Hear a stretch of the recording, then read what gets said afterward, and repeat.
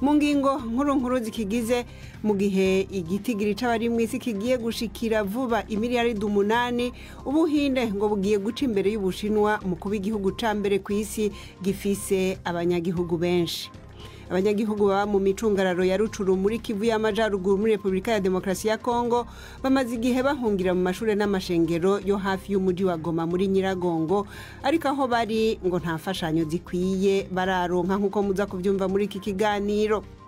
Abashaka guhiganirwa ikibanza c'umushikiranganje wa mbere w'Ubwongereza nabo barakomeza kwimenyekanisha kuva aho Boris Johnson atangiye imihoho mu mpera z'indwi iheze. Tubafitiye n'amakuru y'inkino muri iki kiganiro gihagarikiwe na Mark Niyonkuru.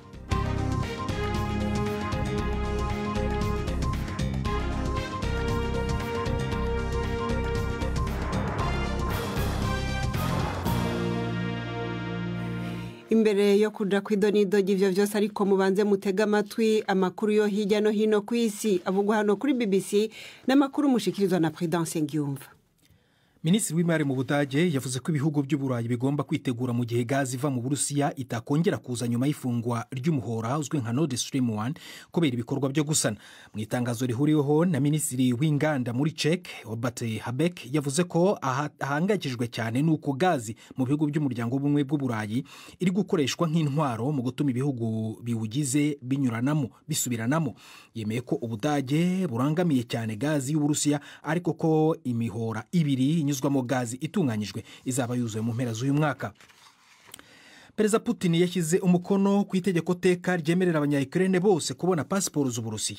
Kugeza ubu inzira yo kuyibona byihuse yarebaga abaturage bo mu duce twigaruriwe twa Donbass mu majyepfo y'igihugu. Iyi politike yabonwaga nk'igice gikomeye cy'imigambi migari yo komeka utu duce ku Burusiya nk'uko byagenze muri Crimea mu myaka 8 ishize. Hagati aho igisirikare cy'Uburusiya gikomeje kumisha ibibombe mu turere dutandukanye muri Ukraine.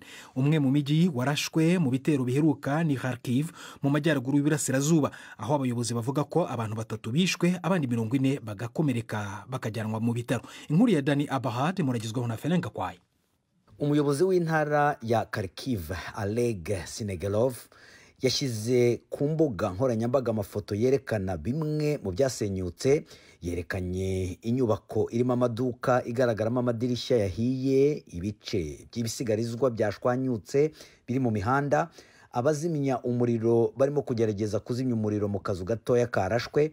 Oleg anavuga kandi yuko benshi mu bakomeretse ngo bafite ibisharu by'ibisasu ku mibiri yabo. Mu majyepfo abategetsi bi Odessa ni Mykolaiv bavuze yuko hari ibisasu bya misile byabarashe. Mu ntara ya Donetsk iri mu burasirazuba abatabazi bakomeje gukura imirambo mu nyubako ituwemo abantu iri Chasivyar yasenywe n'ibisasu kuwa gatandatu. Baracyakomeje gushakisha ababa barokotse. Imihango yo kwibuka iri kubera Bosnia mu kwibuka isabukuru ya Jenoside i Srebrenica, aho indi mirambo 50 yabishwe yashyinguwe mu irimbi rikuru nyuma yo gutahurwa mu minsi ishize. Abagabo n'abana b'abahungu b'abayisilamu bagera ku 8,000 bishwe n'ingabo z'abaserbe mu 1995 mu gihe cy'intambara y'umwiryane muri Bosnia.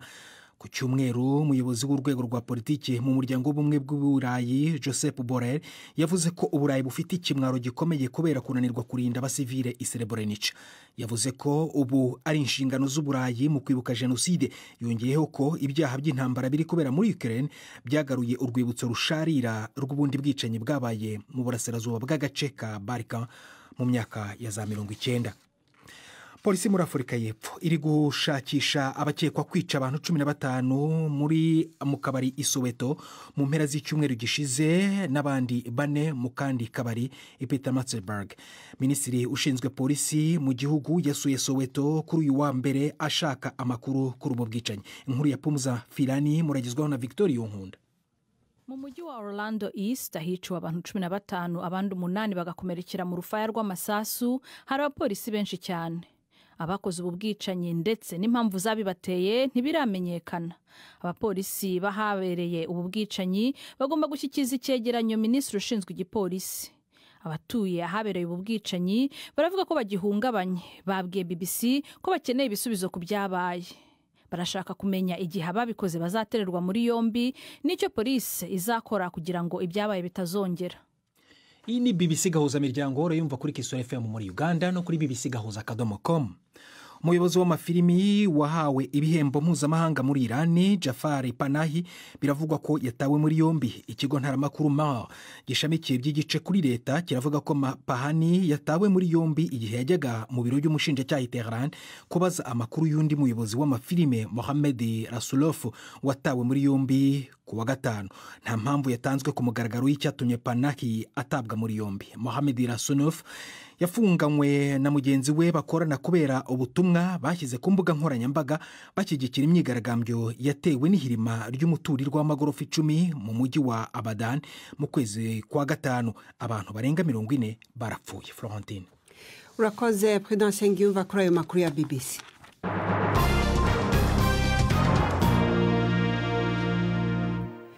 Amakuru yacu tuyahere mu karere ka Nyiragongo mu ntara ya Nord Kivu muri Republika ya Demokarasi ya Kongo, ahamaze igihe hahungira abanyagihugu baturuka mu duce twa Rangira, Bunagana, Kabaya na Rumangabo no mu micungararo yaho bavuye nako mu zabo kubera intambara.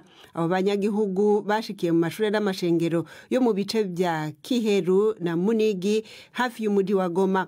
Amashirahamwe ya societe civile avuga yuko bamwe muri bo bagizwe n'imiryango igera ku 200 batagira imfashanyo zikwiye. Navuganye na Gasisiro Thierry, umunyamabanga ajeruhinga muri societe civile ya Nyiragongo aho muri Nord Kivu, asobanurira uko bamerewe aho bashikiye. Abavuye mu duce twa Kabara, Ntamugenga na Rubare barajya mu karere ka Nyiragongo. Hari abikusanyije mu miryango yabakiriye, abatarabonye imiryango ibakira bari mu mashuri atandukanye, insengero ndetse no mu mavuriro. Hari n'abarara rwose ku mihanda bakeneye ibintu byinshi. Nta byo kurya bafite ndetse no kubona amazi biragoye cyane, kuko murabizi ko akarere ka Nyiragongo ni kamwe mu tw'igihugu tudafite imigezi cyangwa se ibiyaga, ku buryo kubona amazi bigoye. Ni bangahe nimba bazwi bitigiri? Mu buryo bw'imibare dushobora kuvuga nk'imiryango isaga 200, kandi imibare iragenda ihindagurika bitewe n'uko impunzi zigenda ziza. Muvuga ko bakomeza kuza, ariko tuzi yuko hari agahengwe ugereranije n'uko intambara zari zimeze mu kwezi guheze. Uwo murindi uva kuki? Murabizi ko uturere twa Rucuru na Nyiragongo twegeranye. Iyo habaye ibibazo Rucuru baza Nyiragongo, kandi urenze Nyiragongo gato ni umujyi wa Goma. Abenshi baza i Nyiragongo kuko bafite imiryango bafitanye amasano, kandi aka gace kagana ku mujyi wa Goma karimo umutekano. Nibiki bariko barafashwa bagafashwa n'abandi? Hari umuryango w'abaganga batagira umupaka MSF ugerageza kubaha amazi yo kunywa. Ibikenewe ni byinshi kuko n'abaturage babakira ubwabo nta mazi bafite. Iyo abafasha bazanye amazi ntibaha gusa abakuwe mu byabo n'intambara, hari n'abaturage basanzwe babona kuri ayo mazi, ariko ni make cyane ugereranije nakenewe. Mwavuze yuko bashika ku miryango 200. Ibi biharuro bituruka hehe? Abo 200 nabahuriye mu nyubako z'ishuri La Main de Dieu mu karere ka Nyiragongo hatari kure y'umujyi wa Goma. Hari n'abandi baje bakirirwa mu miryango, gusa baraza bakurikije ubushobozi bafite kuhagera. Ils ont les moyens de se déplacer. Les combats tels que ça se passe. Iyo habaye ibitero Rucuru mu gace runaka, abaturage barahunga bakaza kwiyongera kubahageze mbere. Noneho muri site ya Nyiragongo nibo bahijanye, ariko hari izindi site abantu bashobora kuronkeramo imfashanyo. Au niveau du territoire, on est en train de vouloir... Ku rwego rwa territoire baragerageza kubegeranya kugira ngo bashobore kubitaho. Ubuyobozi bwohereje itsinda kugira ngo ribabarure kandi ribereke aho bajya, kugira ngo bishobotse bahurizwe hamwe kugira ngo babashe kubafasha byoroshye.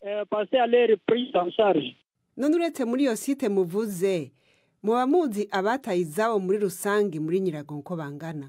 Jusque là, nous n'avons pas encore toutes les effectifs. Kugeza ubu imibare yabo ntayo dufite. Ntibyoroshye kubona imibare nyayo kuko abaza aha ni abadafite imiryango cyangwa abavandimwe babakira. Qui peuvent les accueillir. Thierry Gasisiro umunyamabanga ajejwe ubuhinga muri societe civile ya Nyiragongo muri Nord Kivu. Kuva mu mwaka uza ubuhinde bugiye kuba igihugu ca mbere gifise abantu benshi kw'isi kurusha ibindi kw'isi nk'uko bigaragazwa n'ibiharuro vy'ishirahamwe mpuzamakungu ONU. Iki gihugu ciganziye igice c'umugabane wa Aziya kigiye guheta Ubushinwa bufise abanyagihugu bagera kuri miliyaridi 1 na miliyoni 400. Kuri uno munsi mpuzamakungu wahariwe kuraba ibibazo vyerekeye igwirirana ry'abantu, onivuga yuko mu kwezi k'umunani isi izobigeze kuri miliyaridi 8. Ni inkuru ya Stephanie Hegati mushikizwa na Yvette Kabatesi. Umubare w'abatuye isi urakomeza kwiyongera ariko bitari cyane nko mu myaka yo hambere.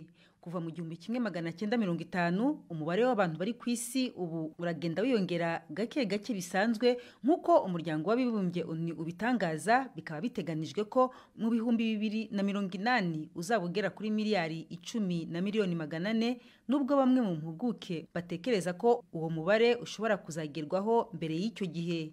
Cyakora abaturage baziyongera mu buryo butangana hose ku isi. Abarenga 1/2 cy'abaziyongera mu myaka 30 iri imbere bazagaragara mu bihugu 8 gusa, mu gihe uyu mubare ugenda ugabanuka mu bihugu bikize kurusha ibindi ku isi. Nanone umubare w'abavuka uragenda ugabanuka ku isi, cyakora abaturage bo bakakomeza kwiyongera ahanini kubera ubuvuzi n'ubumenyi bwa siyanse, bisobanura ko abana benshi babasha kubaho kugeza ku myaka y'ubukure ndetse n'abantu bakaramba ku isi. Inkuru ya Stephanie Hagati idushikanye ku isaha imwe iburi minota 18 mu karere k'ibiyaga binini. Yimwumva ni BBC gahuza miryango, ndi Florentine Kwizera. BBC gahuza miryango Igoma ni kuri FM 93 n'ibice 8. Imbere yo kugaruka ku mugabane wa Afrika tubanze dukubitire Iburaya. Uburusiya bwahagaritse gushora gaze mu Budagi bubicicije mu muringoti uca mu kiyaga ca Baltic bita Nord Stream 1, nubwo hari igice c'iyo soko ntanganguvu kizokomeza gushika mu Budagi giciye muri Ukraine. Mu bisanzwe umuka wa gaze Uburusiya bwashora uca muri uwo muringoti wa Nord Stream 1. Abashinzwe ikoreshwa ry'uwo muringoti bavuga yuko ari kubera ibikorwa bisanzwe byo kunagura biba buri gihe muci. Leta y'Ubudagi ivuga yuko gaze yashoregwa mu Rusiya yashoregwa nako n'Uburusiya ishobora kugabanuka canke ikavaho burundu. Ni inkuru ya Damian McInnes mushikirizwa na Fenaga kwayo. Kuba Uburusiya bwarateye Ukraine mu kwezi kwa kabiri byasenye icyizere Ubudage bwari bufite i Moscow. Nubwo gaze yakomeje kuza kubera ibikorwa bisanzwe, Berlin yaketse yuko icyari igikorwa cya politike. Mu mezi yashize itangwa rya gaze ryaragabanutse cyane, nanone kandi kubera impamvu z'imikorere. Ariko abashikiranganje b'Ubudage bavuga ko Kremlin iri kugerageza kubuza Ubudage kubika gaze buzakoresha mu gihe cy'ubukonje. Inganda nyinshi zo mu Budage zikoresha gaze mu gushyushya ibintu byazo. Iyi minsi 10 iri imbere iri mu gihirahiro. Umusesenguzi Henning Gloschen wo mu kigo Eurasia Group aravuga yuko niba iyi mihora ikomeje gufungwa bizaba ngombwa yuko Ubudage bufata ibyemezo bikomeye. Abantu benshi mu Budage bavuga yuko habaye ikosa rikomeye kuba Ubudage bugendera kuri gaze bukura mu Burusiya. Ubu rero Berlin iri gushakisha ahandi hantu yakura gaze, gusa ibi bizayifata igihe kitari gito. Ku rundi ruhande nabwo Moscow nayo ikeneye amafaranga. Ubu rero byabaye ipiganwa ryaho Ubudage bugiye gukura izindi ngufu nuko Uburusiya bwubaka ibikorwa remezo kugira ngo nabwo bushobore kugurisha gaze ahandi. arakoze Fanaga Kwaya kuri iyo nkuru ya Damian Martinez. Reka tuje ku mugabane wa Afrika. Ku mudereva bishobora kuba nk'indoto ku bantu batari bake, bituma umuntu agendera imihingo y'isi itandukanye.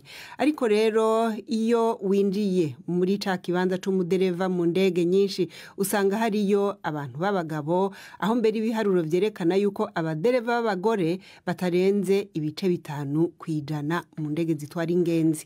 Umwe mu bafashe iki kibanza kuva hafi imyaka 50 ni Asli Hassan Abadeo wo muri Somalia, akaba yanditse amateka mu kuba umunyafrika kazi wa mbere w'umupilote, hakaba mbere haheze imyaka 50 akiri umugore umwe rudende atwara indege mu gisirikare cy'igihugu ciwe. BBC yamusanze muri Leta Zunze Ubumwe za Amerika, ahasanzwe ivugana nawe kucamuteye ishaka ryo kwinjira muri uwo murimo udakunze kubonekamwo abantu b'abagore canke abanyafrika benshi. Inkuru ya Roda Ojambo mwishikizwa na Ivete Kabatesi. Asli Hassan Abad niwe mugore wa mbere watwaye indege za gisirikare muri Afrika ndetse no mu burasirazuba bwo hagati. Yari impuguke yo hejuru muri urwo rwego, aho yabimazemo imyaka irenga 50. Higa nari umwe mu banyeshuri b'abanyabwenge kandi nari umuhanga mu mibare, ubutabire ndetse n'ubumenyi bw'ikirere.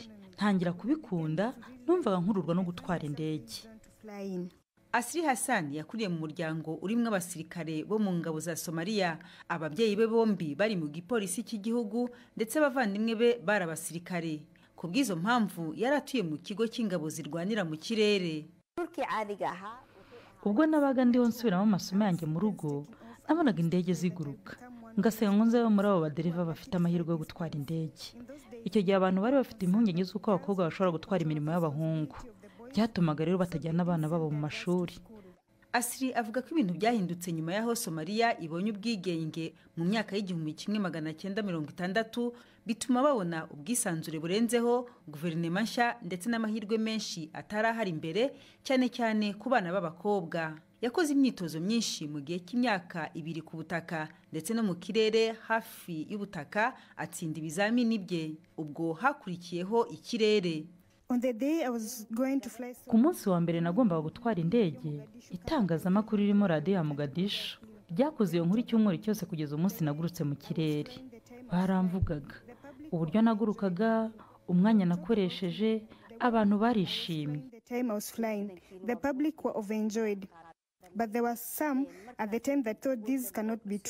Ariko iki gihe hari abatekerezaga ko bitashoboka, ko hagomba kuba hari umugabo uriho atwara indege, ko ngewe nicaye gusa iruhande rwe. Barambonye ninjiye mu ndege njyenyine ndetse ndayigurutsa. Ntibari babone na rimwe umugore utwara indege, ndetse nta mukobwa wari warigeze bikora na rimwe. Ku ruhande rwa Asli ntiyifuzaga gusa kuba umudereva, ahubwo yashakaga no kumenyekanisha igihugu cye. Mu by'ukuri icyo nashakaga ni ukugira ngo bamenye ko umukobwa w'umunyafurika ashobora kuba dereva w'indege kandi ashobora gukora icyo ashatse. Ibyo nibyo nifuzaga kugaragaza icyo gihe.